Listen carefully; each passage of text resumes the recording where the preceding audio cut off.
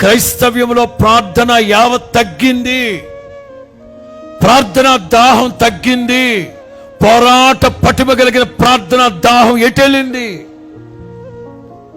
మొదటి రోజు వర్తమానికులు ఎవరిక్కడ?